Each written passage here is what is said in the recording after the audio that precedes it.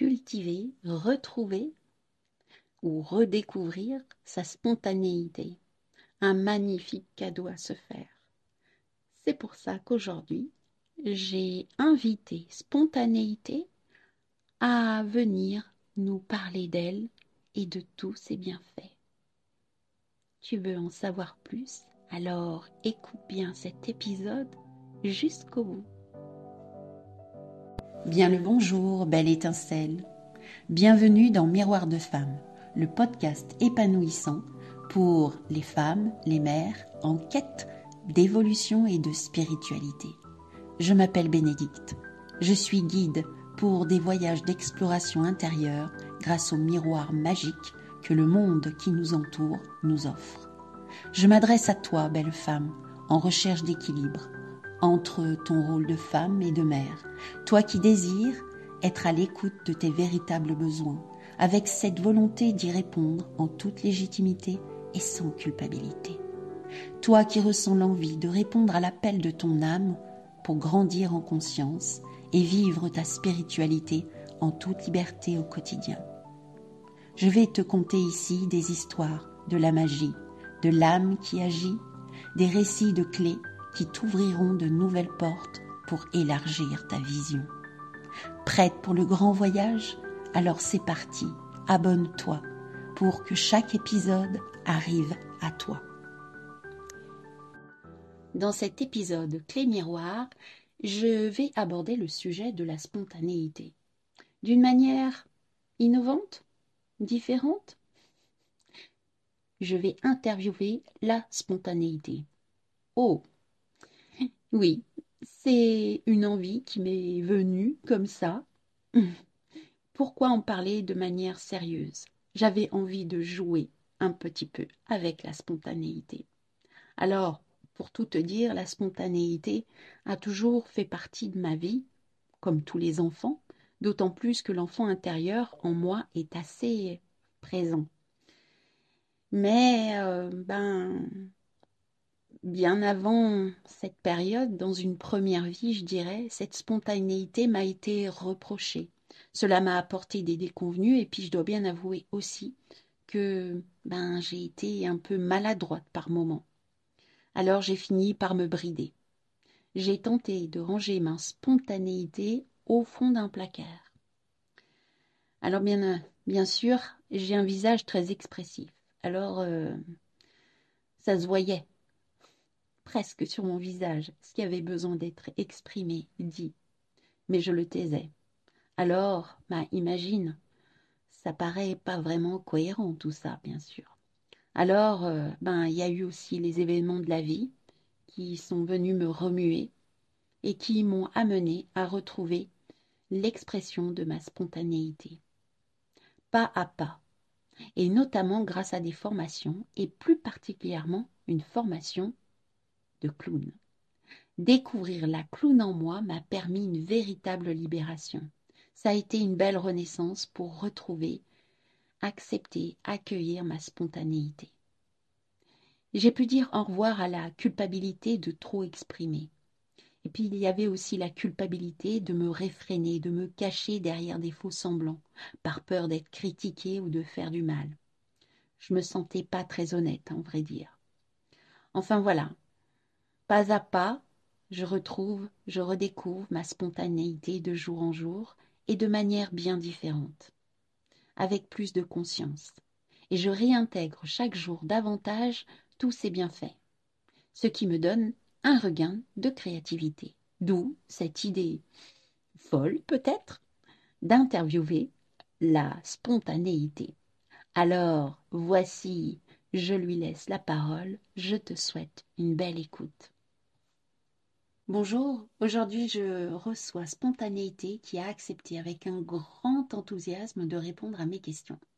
Nous sommes nombreux à vouloir la connaître davantage pour laisser entrer dans notre vie beaucoup plus d'authenticité. Elle va nous apporter sa vision de la vie.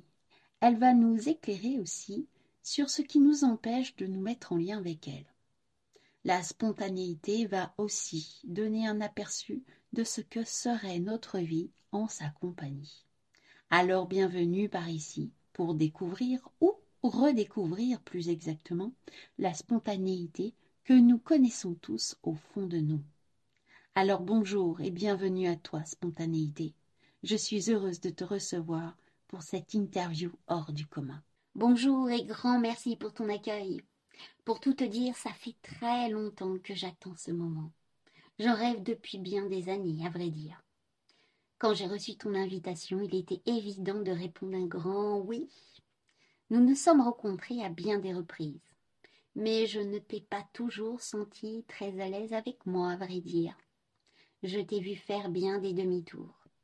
Tout ça à cause des chaînes qui te tenaient attachées, à des croyances qui t'empêchaient de t'exprimer de manière véritable. Alors merci à toi pour ces fabuleuses avancées que tu t'es autorisées. Oh, merci à toi, chère spontanéité, de me montrer mon évolution. Oui, je sais maintenant qu'avec toi, l'expression est libre. Je sais que tu as confiance en moi, que je suis capable maintenant d'accueillir, et c'est pour ça que tu exprimes.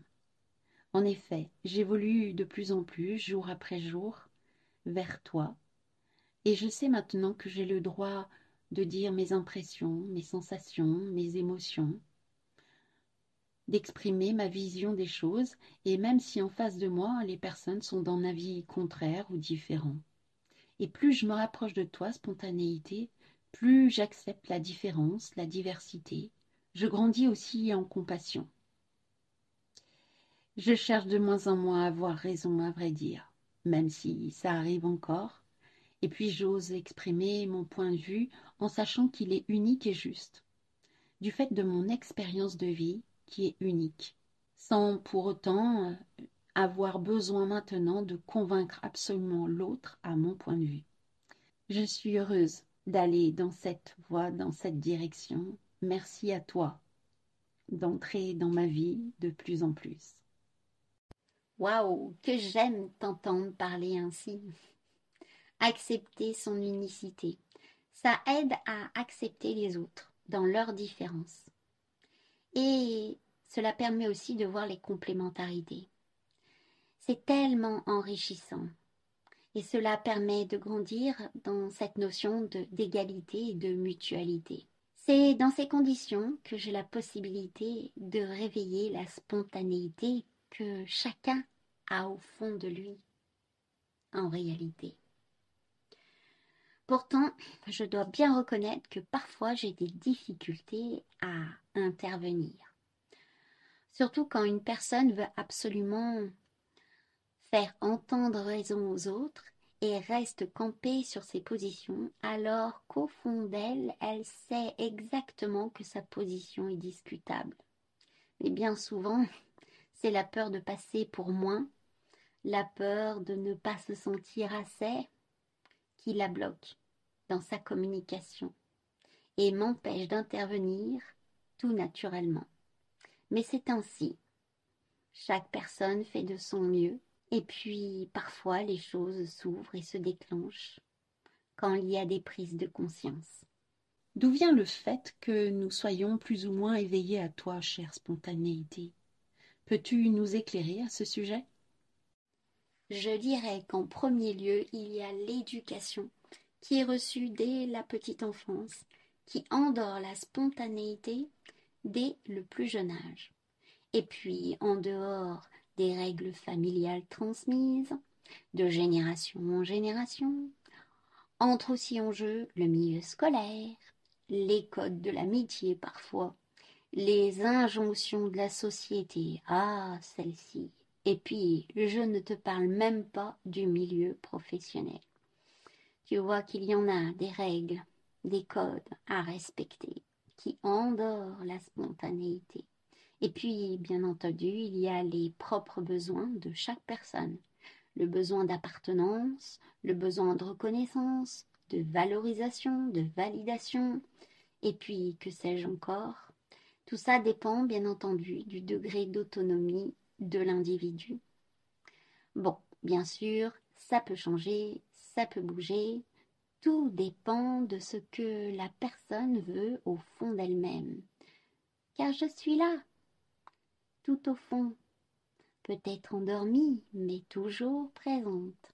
Alors, si je comprends bien, tout le monde peut, s'il le désire, revenir à toi, spontanéité. Qu'est-ce qui fait que certaines personnes vont avoir envie de te réveiller en elles-mêmes? Ça m'intrigue. Et la réponse est dans ta question. Dans elle-même, entend bien elle-même. La condition est avant tout de m'aimer.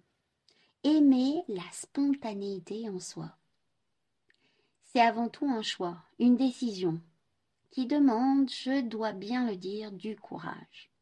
Il y a aussi une aspiration pour retrouver sa liberté d'être. Cette liberté qui rend véritablement vivant, vivante et qui donne un sens profond à sa vie.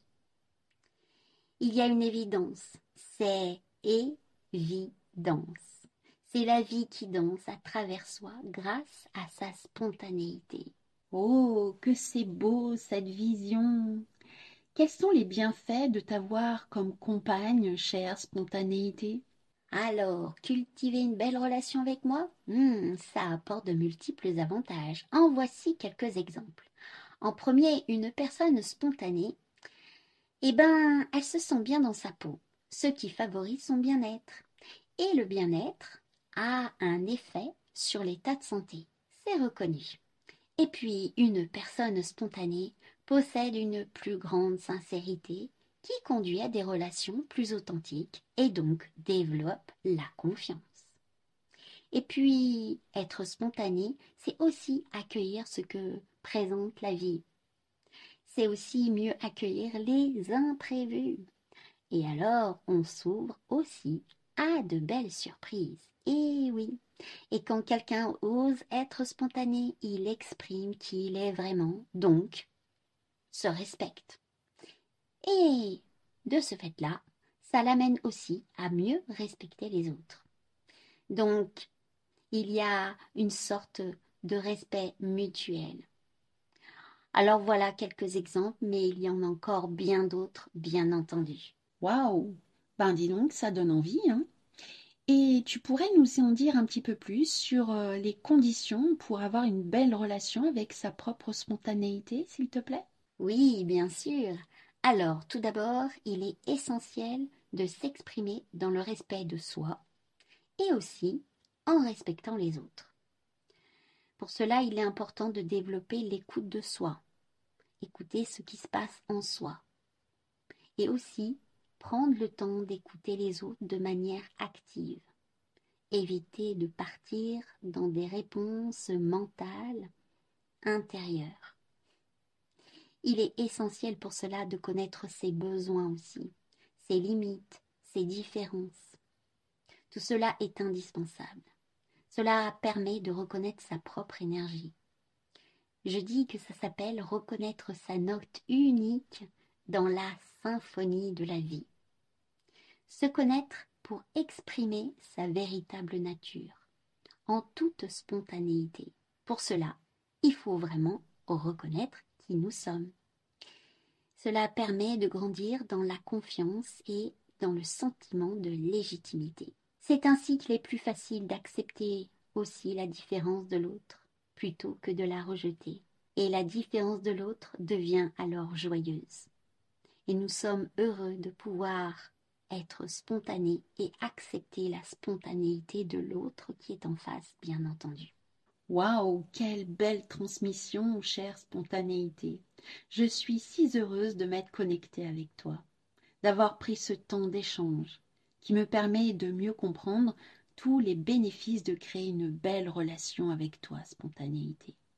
J'ai une dernière question pour mieux connaître la voie pour te rejoindre avec plus de facilité. Quel est ton lien avec l'enfant intérieur? Ah, l'enfant intérieur. J'ai un lien privilégié avec lui, ou plus exactement avec son énergie. Réveiller l'énergie de l'enfant intérieur en soi, c'est un accès direct avec sa propre spontanéité. Observez un petit enfant et vous comprendrez tout. Les enfants sont des maîtres d'enseignement pour trouver cette connexion à cette magnifique et merveilleuse énergie de la spontanéité qui fait des miracles. Alors, demandez à vous reconnecter à cet enfant primordial et sacré qui est présent en chacun de nous, en chacun. Il y a aussi de formidables outils, bien entendu, pour retrouver le chemin qui amène sur cette voie d'exploration, qui est joyeuse et magique. Je dirais que l'une des voies de la magie est l'âme qui agit. Écoutez cette petite voix au fond de soi. On peut l'appeler aussi peut-être l'intuition, n'est-ce pas? Je donne une piste, un indice. Waouh, quel beau message! Grand merci pour toutes ces informations, pour les précieux conseils que tu nous as partagés. Ça donne envie davantage d'apprendre à se connaître pour se connecter de plus en plus avec toi, pour faire rentrer la joie dans notre vie au quotidien. Merci à toi d'être venu ici et maintenant. Et je sais qu'à chaque instant, je peux maintenant te retrouver dès que je le décide. Merci. Waouh, je dirais waouh. Merci Bénédicte pour cette créativité, pour cette originalité. Je dois bien dire que toi et moi, nous sommes en belle connexion depuis un certain temps. Elle grandit de plus en plus. Alors, si parmi vous, ceux qui ont écouté cette interview hors du commun, je vous invite à aller causer, discuter, échanger avec cette spontanéité qui est là, tout au fond de vous, peut-être dans le creux de votre ventre, prêt à émerger, à se montrer pour créer une vie de joie et de créativité. À bientôt, je l'espère. Alors, qu'as-tu pensé de cette rencontre? Où en es-tu, toi, de ta relation avec la spontanéité? Est-elle bien réveillée? Oses-tu t'exprimer avec facilité? Ou alors c'est encore une relation complexe, difficile d'oser? Si c'est le cas, je t'invite à venir dans une immersion pour la joie. Je serai une guide pour aller à la rencontre de ton enfant intérieur, reprendre une belle connexion à ta spontanéité. Et pas que. Jouer au cœur de soi. Apprendre à se découvrir de manière ludique, joyeuse, légère et créative. C'est la possibilité de t'offrir un moment d'évolution pour une vie où tu te sens plus libre d'exprimer, pour améliorer tes relations aussi avec les personnes autour de toi. Alors si tu veux en savoir plus, je t'invite à m'envoyer un mail et je t'enverrai toutes les informations. Tu peux aussi retrouver ces informations via le lien de mon profil Facebook. Je te souhaite une belle rencontre où je te souhaite aussi de cultiver ta spontanéité pour tous les bienfaits qui viennent d'être évoqués dans cet épisode. Si cet épisode t'a plu, je t'invite à partager autour de toi. Je t'invite aussi à liker, à aimer cet épisode et puis à t'abonner si ce n'est déjà fait pour que les prochains épisodes viennent à toi. Je te dis à bientôt, à la semaine prochaine. Ce sera un épisode clarté avec un tirage avec le tarot akashique. À bientôt, au revoir.